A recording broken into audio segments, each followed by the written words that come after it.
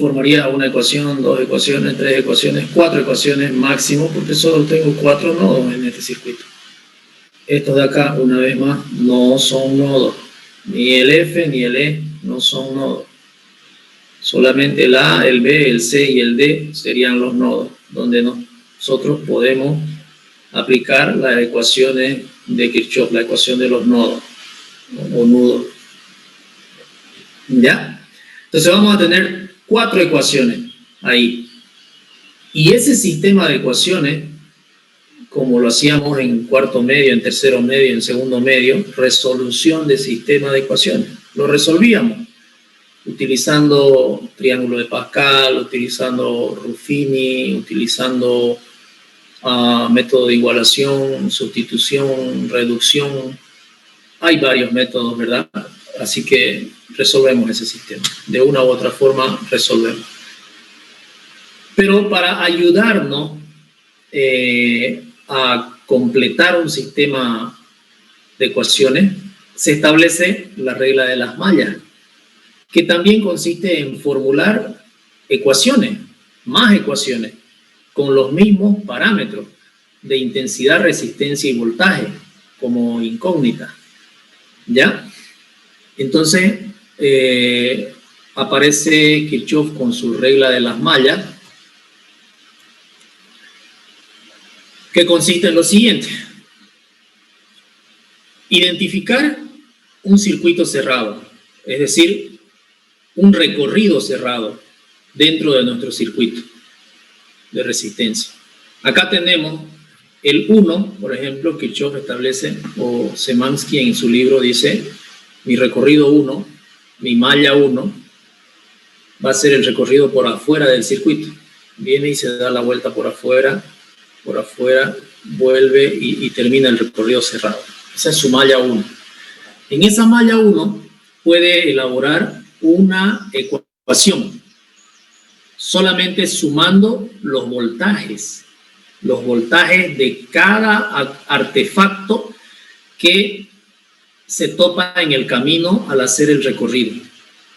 El recorrido realmente no es como la línea azul que muestra Szymanski, sino más bien el recorrido vendría a ser por el circuito, así digamos, ¿no? O sea, el recorrido se lo hace sobre el circuito. Entonces estoy atravesando la resistencia 2, estoy atravesando la resistencia 4, tengo que sumar su voltaje de esa resistencia, sigo recorriendo, vengo, estoy atravesando la FEM, tengo que sumar ese voltaje y estoy atravesando una resistencia interna de la FEM hasta llegar donde empecé.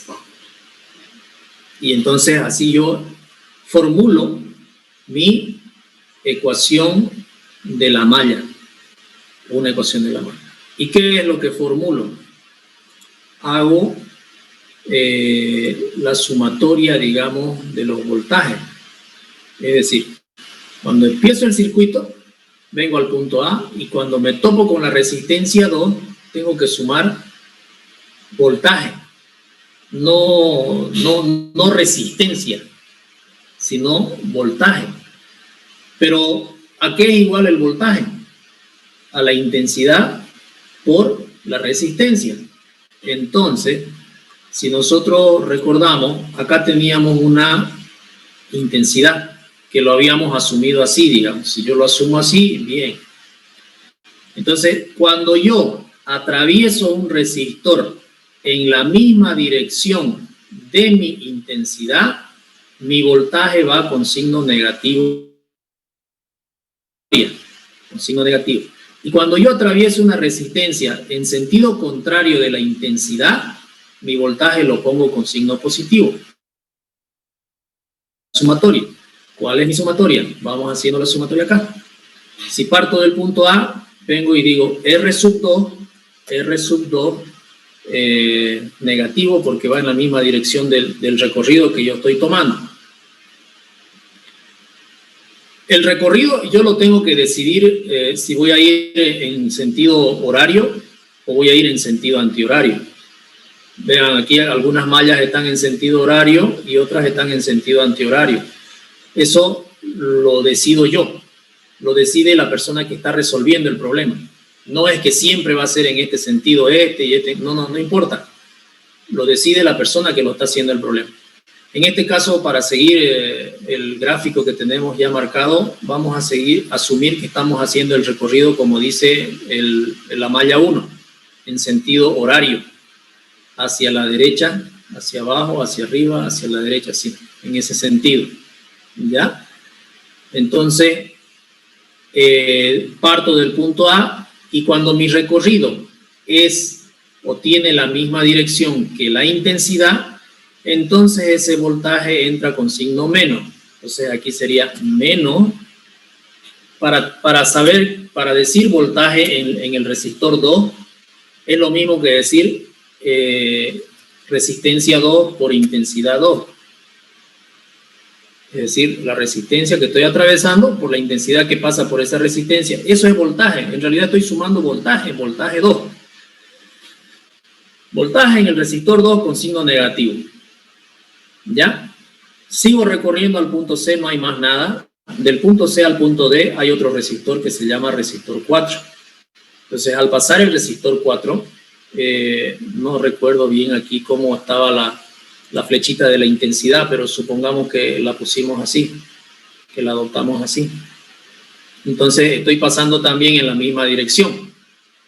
Si estoy pasando en la misma dirección que mi recorrido, también va con menos. Entonces, acá sigue sumándose, no se puede editar esto, ¿no? Bueno, ahí al ladito le vamos a poner menos el resistor 4 multiplicado por la intensidad 4. Y seguimos el recorrido del punto D al punto E, llegamos a una FEM. Acá hay otro criterio de evaluación, un criterio de análisis, que dice Kirchhoff, si tu recorrido entra a una FEM y sale del lado positivo de la FEM, entonces tu FEM entra en tu sumatoria con signo más. Si tu recorrido fuera al revés y está saliendo del lado negativo de la FEM, entonces entra con menos. En nuestro caso, nuestro recorrido sale con el lado positivo de la FEM. Por lo tanto, en esa sumatoria va a ser más el valor de la FEM que tenemos ahí, que es voltaje. Seguimos sumando voltaje. Ahí no multiplicamos con nada, porque es directamente un voltaje, no sé, 18 voltios, 20 voltios, ¿cuánto será esto, no? Pero aparte de eso, tenemos un resistor también acá. Entonces ahí tenemos que nuevamente observar nuestra intensidad de corriente. Supongamos que estaba así, que lo habíamos definido nosotros, digamos así. Entonces, como nuevamente estoy yendo en la misma dirección de la intensidad de corriente, entonces en mi sumatoria, esto va a ser con menos. Va a ser con menos la resistencia interna R multiplicado por la intensidad de corriente. La intensidad de corriente, seguramente intensidad 1, digamos, ¿no? Si le hemos llamado así, intensidad 1. Esta sería la intensidad 1. ¿Ok? Y toda esa sumatoria sería igual a 0 porque ya no hay más nada hasta llegar al punto de partida que iniciamos. ¿Se lo das, Juliana? ¿Hola? Perdón, ¿no escuché bien? Ok, entonces esa sería nuestra sumatoria. No sé si tienen alguna pregunta. Así formamos nosotros nuestra ecuación de las mallas y podemos formar en este circuito, por ejemplo, una ecuación por cada malla. Tenemos la malla 1, que es la de afuera. Tenemos la opción de otro circuito cerrado para la malla 2, que es esta parte de acá.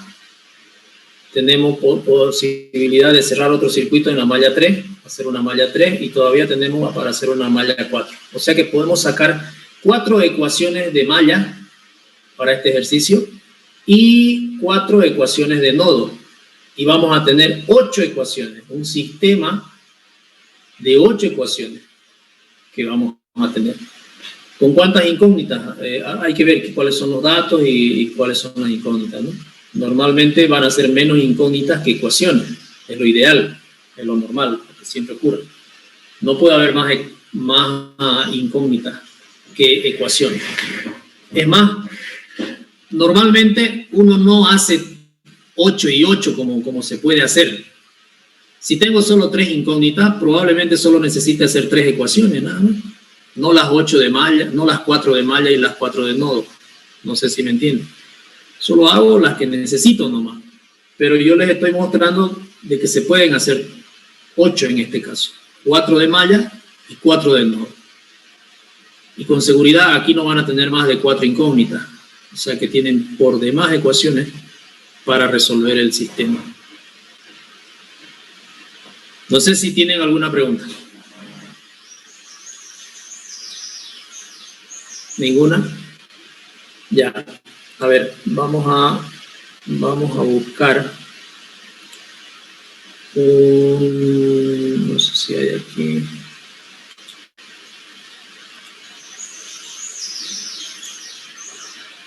Disculpe, ingeniero. Sí, señor. Entonces, ¿nosotros decidimos la dirección de la resistencia? Sí, usted decide la dirección de las intensidades. ¿Cuándo no te la da? Si en el circuito el problema te dice la intensidad 1 va así, vos respetás esa, y las que no te dé, las asumís vos, las suponés vos de manera coherente, como dijimos, ¿no? De manera coherente, no te vas a ir en contrasentido y no vas a poder salir. Aunque lo hagas así incoherentemente, que lo hagas todo ridículo, cuando resolvas tu sistema de ecuaciones, porque también se va a poder resolver, te van a salir intensidades negativas. Las que te salgan negativas están mal, van al revés. No sé si me dejo entender. En alguna situación sí. Vos vas a poner 2 así en contrarruta, que eso es imposible, pero lo pones nomás, lo sumás así, y cuando resolvas el problema, una de ellas te va a salir negativa, te va a decir, te equivocaste, esta va para el otro lado, te va a decir. O sea, las intensidades que resuelvan con la ley de Kirchhoff, que resuelvan ustedes y les salgan negativas, les está diciendo es al revés, va para el otro lado esa intensidad, ese tramito de cable va para el otro lado la intensidad, te está diciendo. Eso te indica el signo de intensidad. ¿Ya? De todas formas, es tratar siempre mejor de hacerlo coherente. Ajá. Las intensidades siempre saldrán positivas. Correcto, siempre tienen que salirte positivas. Si te salen negativas, la volcás. En tu dibujito lo tachás, me equivoqué, va para el otro lado, el mismo valor numérico, no pasa nada, solamente lo corregí nomás para que todo esté bien. Ah, ya, está bien. Gracias, ingeniero. Ese es un buen parámetro para darse cuenta para dónde realmente va esa intensidad. ¿Ok? Esa es la virtud que tiene este método de Kirchhoff. Veamos a ver este video un ratito, ¿ya? A ver cómo está esto. Ya, ahora sí creo que sí.